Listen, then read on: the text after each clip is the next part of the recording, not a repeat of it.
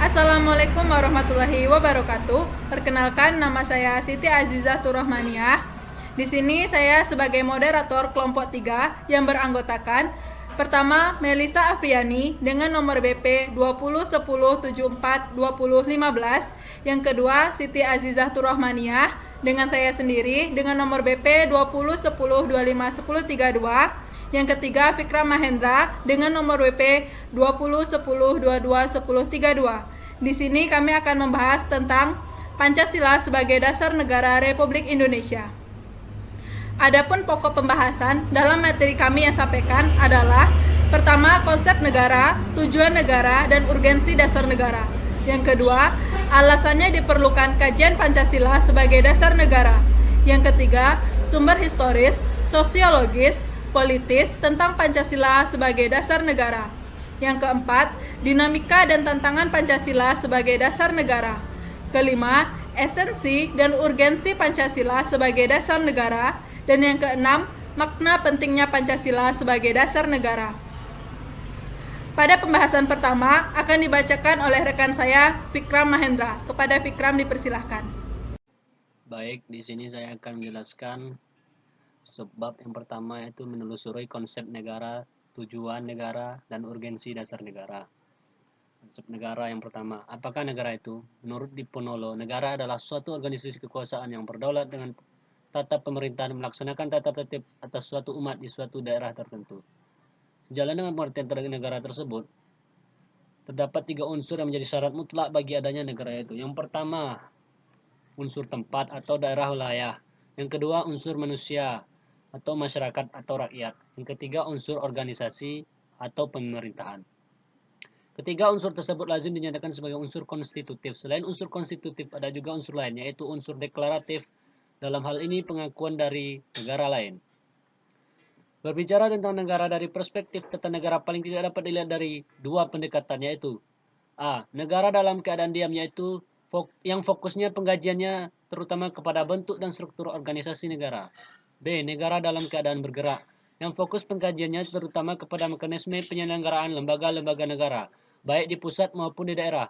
Pendekatan ini juga meliputi bentuk pemerintahan seperti apa yang dianggap paling tepat untuk sebuah negara. Konsekuensi Pancasila sebagai dasar negara bagi negara Republik Indonesia antara lain, negara Indonesia merupakan negara kesatuan yang berbentuk republik sesuai dengan pasal 1 Undang-Undang Dasar Negara Republik Indonesia tahun 1945. Pasal tersebut menjelaskan hubungan Pancasila, tepatnya sila ketiga, dengan bentuk negara yang dianut oleh Indonesia, yaitu sebagai negara kesatuan, bukan sebagai negara serikat. Pasal tersebut menegaskan bahwa Indonesia menganut bentuk negara republik, bukan despot atau tuan rumah atau absolutisme pemerintahan yang sewenang-wenang. Konsep negara republik sejalan dengan sila kedua dan keempat Pancasila, yaitu negara hukum yang demokratis. Demikian pula dalam pasal 1 ayat 2 Undang-Undang Dasar Negara Republik Indonesia tahun 1945 yang berbunyi, kedaulatan berada di tangan rakyat dan dilaksanakan menurut Undang-Undang Dasar. Hal tersebut menegaskan bahwa negara Republik Indonesia menganut demokrasi konstitusional, bukan demokrasi rakyat, seperti yang terdapat pada konsep negara-negara komunis. Di sisi lain, pada pasal 1 ayat 3 Undang-Undang Dasar Negara Republik Indonesia 1945 ditegaskan bahwa negara Indonesia adalah negara hukum. Prinsip tersebut mencerminkan bahwa negara Indonesia sejalan dengan sila kedua Pancasila. Hal tersebut ditegaskan oleh Atmorjo bahwa konsep negara hukum Indonesia merupakan perpaduan 3 unsur, yaitu Pancasila, hukum nasional, dan tujuan negara. 2. Konsep tujuan negara. Tujuan negara yang pertama, mendapatkan kesejahteraan dan kebahagiaan hidup. Yang kedua, mendapatkan kemerdekaan. Yang ketiga, mendapatkan kekuatan, kekuasaan, dan kebesaran atau keagungan. Yang keempat, mendapatkan kepastian hidup, keamanan, dan ketertiban. Yang kelima, mendapatkan keadilan. Tujuan negara Republik Indonesia apabila disederhanakan dapat dibagi dua, yaitu mewujudkan kesejahteraan umum dan menjamin keamanan seluruh bangsa dan seluruh wilayah negara. Oleh karena itu, pendekatan dalam mewujudkan tujuan negara tersebut dapat dilakukan dengan 2 pendekatan, yaitu pendekatan kesejahteraan dan pendekatan keamanan. Tujuan yang ingin dicapai oleh setiap negara mungkin sama, yaitu kesejahteraan dan kebahagiaan. Tetapi cara yang ditempuh untuk mencapai tujuan tersebut berbeda-beda, bahkan terkadang saling bertentangan. Jalan yang ditempuh untuk mewujudkan tujuan tersebut kalau disederhanakan dapat digolongkan ke dalam 2 aliran, yaitu yang pertama aliran liberal individualis. Aliran ini berpendapat bahwa kesejahteraan dan kebahagiaan harus dicapai dengan politik dan sistem ekonomi liberal melalui persaingan bebas. Yang kedua, aliran kolektivis atau sosialis. Aliran ini berpandangan bahwa kesejahteraan dan kebahagiaan manusia hanya dapat diwujudkan melalui politik dan sistem ekonomi terpimpin. Yang ketiga, konsep dan urgensi dasar negara. Secara terminologis atau secara istilah, dasar negara dapat diartikan sebagai landasan dan sumber dalam membentuk dan menyelenggarakan negara. Dasar negara juga dapat diartikan sebagai sumber dari segala sumber hukum negara. Secara teoretik, dasar negara merupakan norma tertinggi yang mendasari kesatuan-kesatuan sistem norma dalam masyarakat dan teratur termasuk di dalamnya negara yang sifatnya tidak berubah. Dengan demikian, kedudukan dasar negara berbeda dengan kedudukan peraturan perundang-undangan, karena dasar negara merupakan sumber dari peraturan perundang-undangan. Implikasi dari kedudukan dasar negara ini, maka dasar negara bersifat permanen, sementara peraturan perundang-undangan bersifat fleksibel, dalam arti dapat diubah sesuai dengan tuntutan zaman. Hans Nawiaski menjelaskan bahwa dalam suatu negara yang merupakan kesatuan tatanan hukum, terdapat suatu kaidah tertinggi, yang kedudukannya lebih tinggi daripada undang-undang dasar. Kaidah tertinggi dalam tatanan kesatuan hukum dalam negara tersebut Staats Fundamental Norm, di Indonesia berupa Pancasila. Prinsip norma hukum itu bertingkat dan berjenjang, termanifestasikan dalam Undang-Undang Nomor 12 Tahun 2011 tentang pembentukan peraturan perundang-undangan yang tercermin pada pasal 7, yang menyebutkan jenis dan hierarki peraturan perundang-undangan yaitu sebagai berikut. A. Undang-Undang Dasar Negara Republik Indonesia tahun 1945. B. Ketetapan Majelis Permusyawaratan Rakyat atau TAP MPR. Yang ketiga, undang-undang atau peraturan pemerintah pengganti undang-undang. Yang ketiga, Permen. Yang kelima, peraturan presiden. Yang keenam, peraturan daerah provinsi. Yang ketujuh, peraturan daerah kabupaten atau kota. Selanjutnya kita masuk kepada subbab yang kedua, yaitu alasan diperlukannya kajian Pancasila sebagai dasar negara. Pancasila merupakan pandangan hidup dan kepribadian bangsa yang nilai-nilainya bersifat nasional, yang mendasari kebudayaan bangsa, maka nilai-nilai tersebut merupakan perwujudan dari aspirasi atau cita-cita hidup bangsa. Dengan Pancasila, perpecahan bangsa Indonesia akan mudah dihindari karena pandangan Pancasila bertumpu pada pola hidup yang berdasarkan keseimbangan, keselarasan, keserasian, sehingga perbedaan apapun yang ada dapat dibina menjadi suatu pola kehidupan yang dinamis, penuh dengan keanekaragaman yang berada dalam satu keseragaman yang kokoh.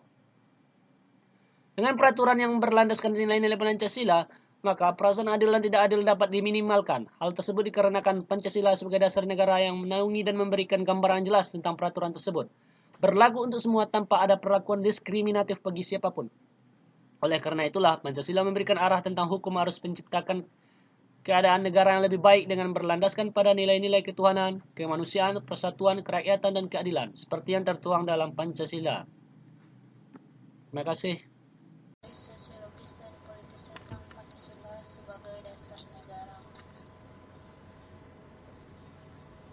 Yang pertama yaitu sumber yuridis Pancasila sebagai dasar negara. Secara yuridis ketatanegaraan, Pancasila merupakan dasar negara Republik Indonesia sebagaimana terdapat pada pembukaan Undang-Undang Dasar Negara Republik Indonesia tahun 1945, yang kelahirannya ditempatkan dalam proses kebangsaan Indonesia melalui Undang-Undang Dasar Negara Republik Indonesia tahun 1945. Sebagai payung hukum, Pancasila perlu diaktualisasi agar dalam praktik berdemokrasinya tidak kehilangan arah dan dapat meredam konflik yang tidak produktif. Selain itu, juga ditegaskan dalam Undang-Undang Nomor 12 Tahun 2011 tentang pembentukan perundang-undangan bahwa Pancasila merupakan sumber dari segala sumber hukum negara. Pada Pancasila sebagai sumber dari segala sumber hukum negara, yaitu sesuai dengan pembukaan Undang-Undang Dasar Negara Republik Indonesia tahun 1945, bahwa Pancasila ditempatkan sebagai dasar dan ideologi negara serta sekaligus dasar filosofis bangsa dan negara, sehingga setiap materi muatan peraturan perundang-undangan tidak boleh bertentangan dengan nilai-nilai yang terkandung dalam Pancasila.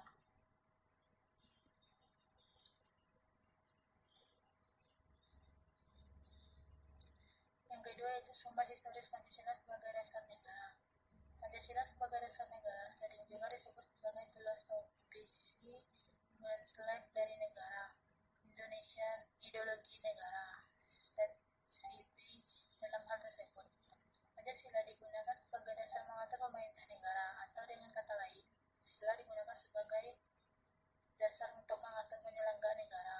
Dengan demikian, jelas kedudukan Pancasila itu sebagai dasar negara Pancasila sebagai dasar negara dibentuk setelah mencerap berbagai pandangan yang berkembang secara demokratis dari para anggota BPUPKI dan PPKI sebagai representasi bangsa Indonesia. Pancasila dijadikan sebagai dasar negara yaitu sewaktu ditetapkannya pembukaan Undang-Undang Dasar Negara Republik Indonesia tahun 1945 pada 8 Agustus 1945. Mulanya pembukaan direncanakan pada tanggal 22 Juni 1945 yang terkenal dengan Jakarta Charter dan Piagam Jakarta. Tapi Pancasila telah lebih dahulu diusulkan sebagai dasar filsafat negara Indonesia merdeka yang akan didirikan yaitu pada tanggal 1 Juni 1945 dalam rapat Badan Penyelidik Usaha-Usaha Persiapan Kemerdekaan Indonesia. Terkait dengan hal tersebut, Mahfud MD 2019 menyatakan bahwa berdasarkan penjelajahan historis diketahui bahwa Pancasila yang berlaku sekarang merupakan hasil karya bersama dari berbagai aliran politik yang ada di BPUPKI yang kemudian disempurnakan dan dipisahkan oleh PPKI pada saat negara didirikan. Pada mulanya pembukaan yang ketiga yaitu sumber sosiologis Pancasila sebagai dasar negara.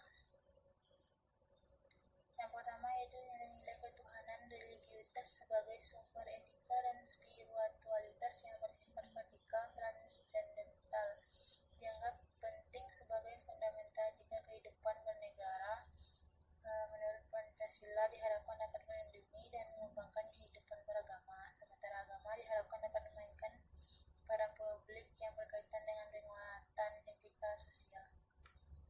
Yang kedua yaitu nilai kemanusiaan universal yang bersumber dari hukum Tuhan, hukum alam, dan sifat sosial yang bersifat horizontal dianggap penting sebagai fundamental etika politik kehidupan bernegara dalam pergaulan dunia. Prinsip kebangsaan yang luas mengarah pada persaudaraan dunia yang dikembangkan melalui jalan eksternalisasi dan internalisasi. Yang ketiga yaitu nilai-nilai etis kemanusiaan harus mengakar kuat dalam lingkungan pergaulan kebangsaan yang lebih dekat sebelum menjangkau pergaulan dunia yang lebih jauh.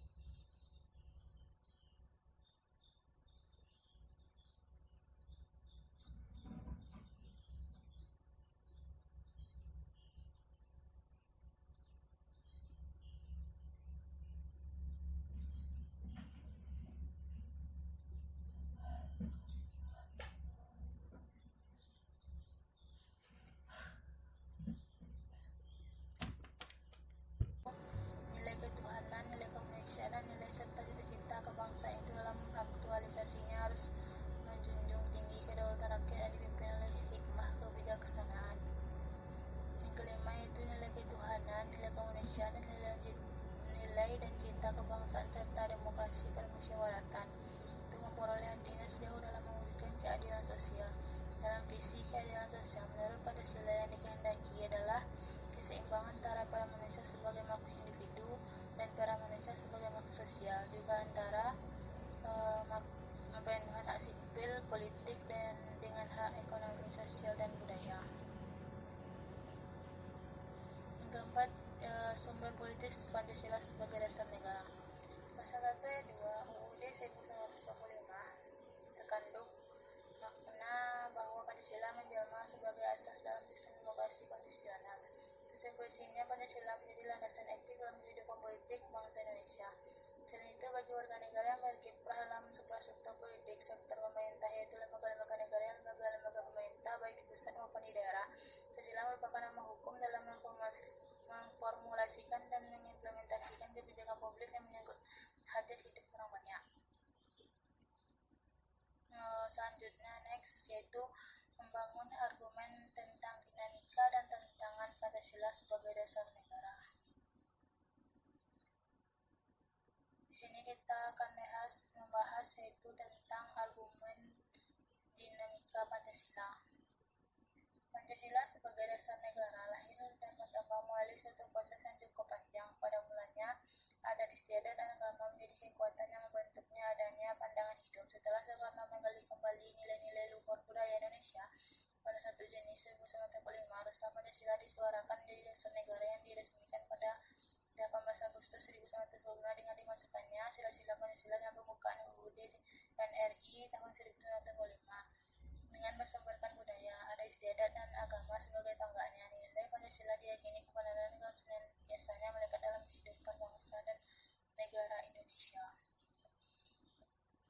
Pada saat berdirinya negara Republik Indonesia, ditandai dengan dibacakannya teks proklamasi pada 17 Agustus 1945, bangsa Indonesia sepakat mengaturan kehidupan bermasyarakat, berbangsa dan bernegara berlandaskan Pancasila dan UUD 1945. Namun sejak November 1995 sampai menjelang ditetapkan Dekret Presiden pada 5 Juli 1959, pemerintah Indonesia mempraktikkan sistem demokrasi liberal. Setelah dilaksanakan Dekret Presiden, Indonesia kembali diganggu dengan munculnya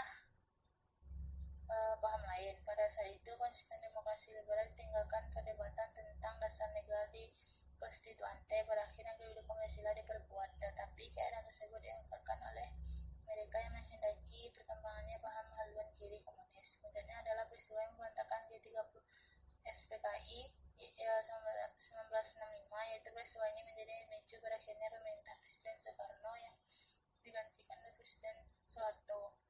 Namun pemerintah Presiden Soeharto pun akhirnya dianggap menyimpang dari garis politik Pancasila dan UUD 1945. Beliau dianggap cenderung melakukan praktik liberalisme kapitalisme dalam mengelola negara.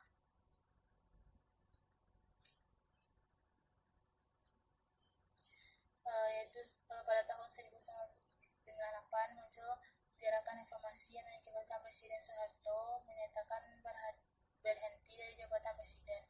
Namun sampai saat ini nampak reformasi belum membawa angin segar bagi dihayati oleh diamalkan Pancasila sebagai konsekuen oleh seluruh elemen bangsa. Hal yang ini dapat dilihat dari jawabannya para politisi terhadap konsen politik yang berdasarkan nilai-nilai Pancasila dan perilaku anarkis segelintir masyarakat yang suka memaksakan kehendak kepada orang lain. Pada tahun 2004 sampai sekarang, berkembang gerakan para akademisi pemerhati serta pencinta Pancasila yang kembali menyuarakan Pancasila sebagai dasar negara melalui 2. Argumen tentang tantangan terhadap Pancasila. Pada era globalisasi dewasa ini, banyak hal yang akan merusak mental dan nilai moral Pancasila yang menjadi kebanggaan bangsa dan negara Indonesia. Dengan demikian, Indonesia perlu waspada dan berupaya agar ketahanan mental ideologi bangsa Indonesia tidak tergerus.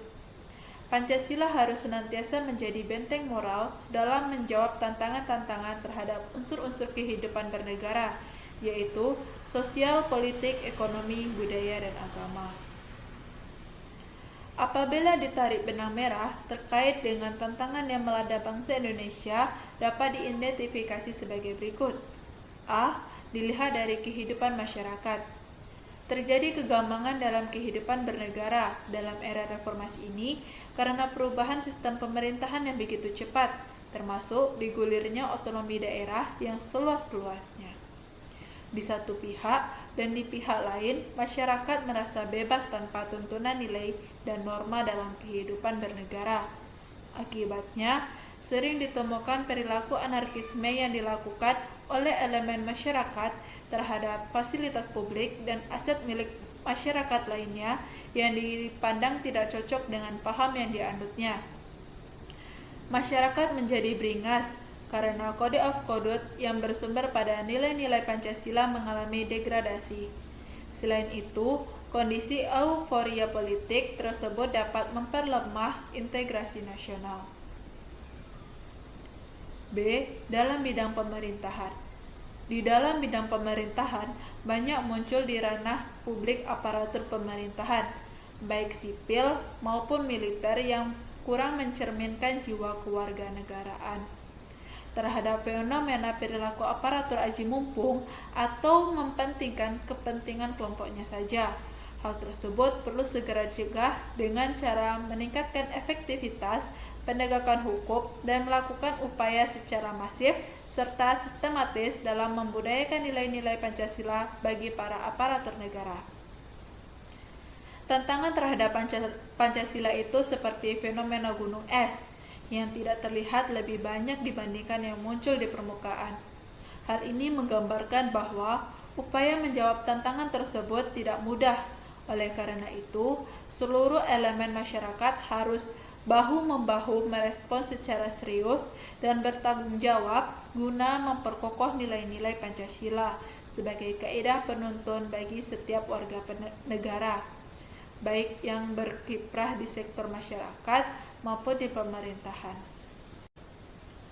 Subtopik kelima yaitu mendeskripsikan esensi dan urgensi Pancasila sebagai dasar negara. 1. Esensi dan urgensi Pancasila sebagai dasar negara. A. Esensi Pancasila sebagai dasar negara. Pancasila sebagai dasar negara menurut Pasal 2 Undang-Undang Republik Indonesia Nomor 12 Tahun 2011 tentang pembentukan peraturan perundang-undangan merupakan sumber dari segala sumber hukum negara. Di sisi lain, pada penjelasan pasal 2 tersebut dinyatakan bahwa Pancasila sebagai dasar dan ideologi negara serta sekaligus dasar filosofis negara, sehingga setiap materi muatan peraturan perundang-undangan tidak boleh bertentangan dengan nilai-nilai yang terkandung dalam Pancasila. B.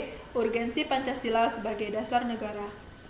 Untuk memahami urgensi Pancasila sebagai dasar negara, dapat menggunakan dua pendekatan, yaitu institusional atau kelembagaan dan human resource atau personal atau sumber daya manusia.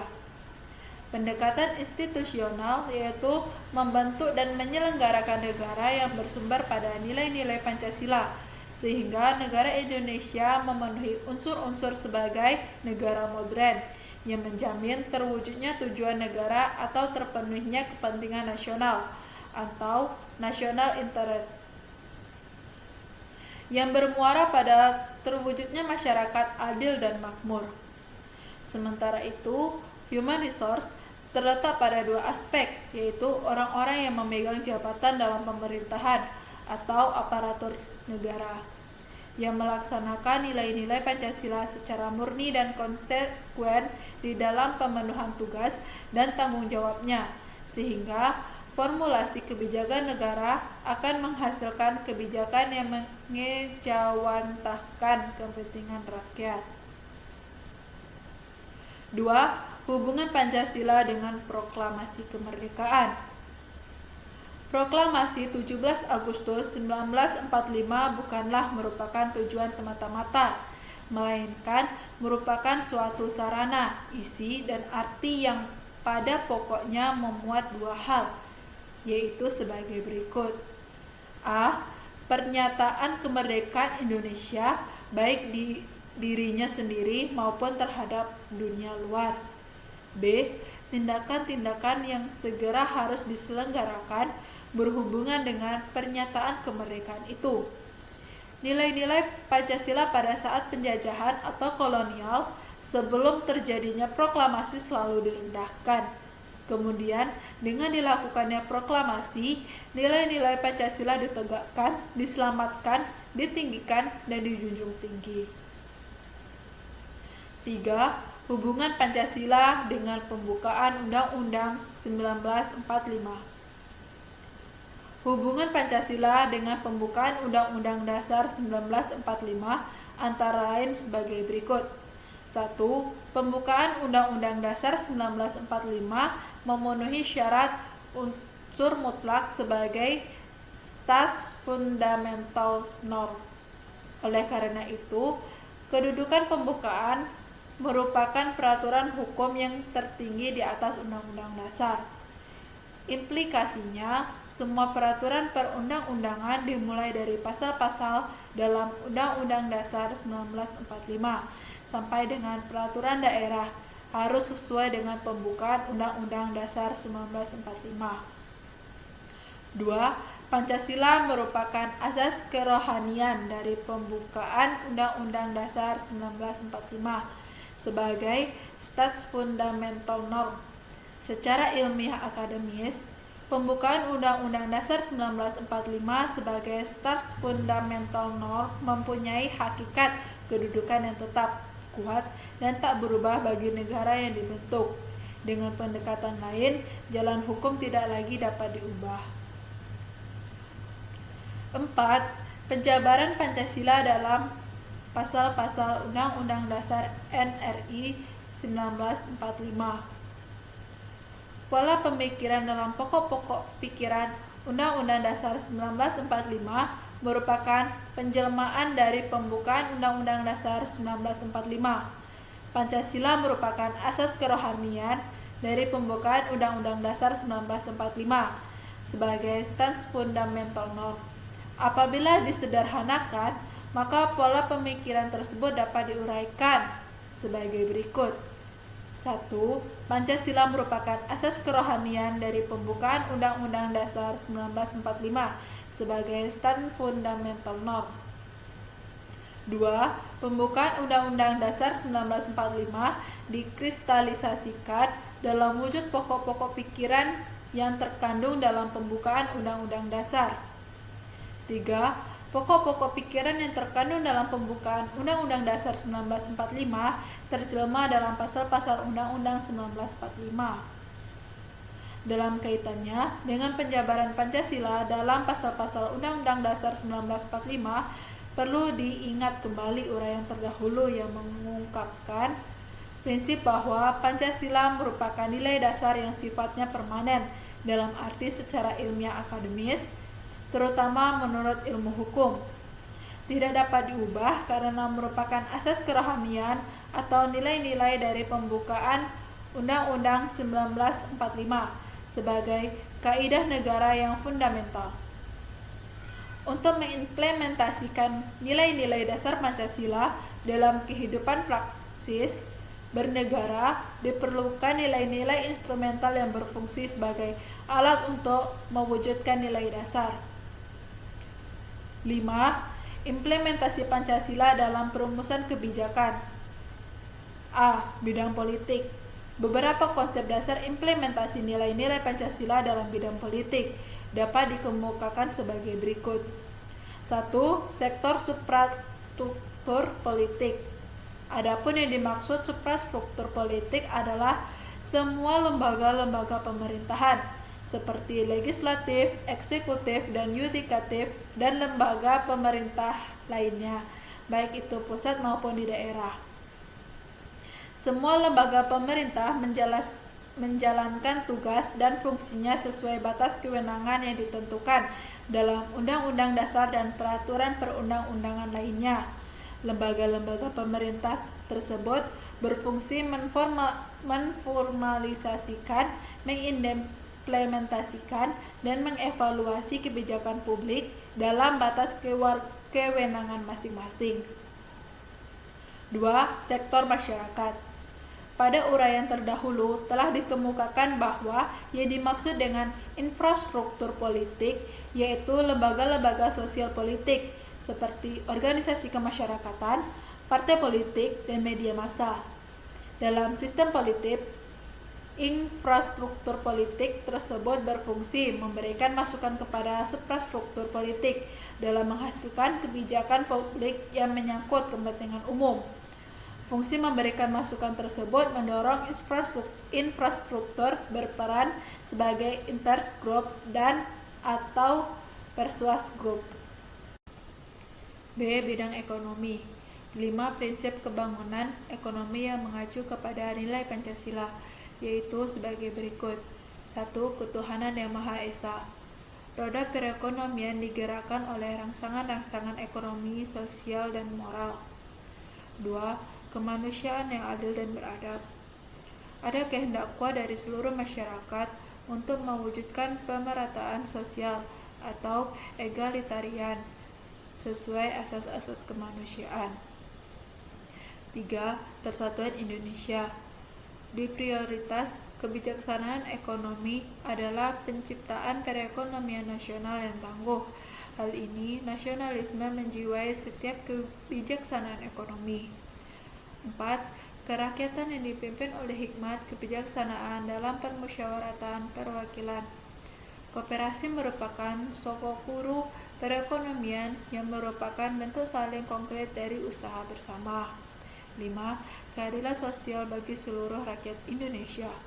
Adanya imbangan yang jelas dan tegas antara perencanaan di tingkat nasional dan desentralisasi dalam pelaksanaan kebijaksanaan ekonomi untuk mencapai keadilan ekonomi dan keadilan sosial. C. Bidang sosial budaya. Dapat dikatakan bahwa terdapat hubungan yang saling mempengaruhi antara masyarakat dengan kebudayaannya pada satu pihak dan negara dengan sistem kenegaraannya pada pihak lain. Apabila kebudayaan masyarakat dan sistem kenegaraan diwarnai oleh jiwa yang sama, maka masyarakat dan negara itu dapat hidup dengan jaya dan bahagia. Akan tetapi, apabila antara kedua unsur itu ada perbedaan, bahkan mungkin bertentangan, kedua-duanya akan selalu menderita frustasi dan rasa tegang.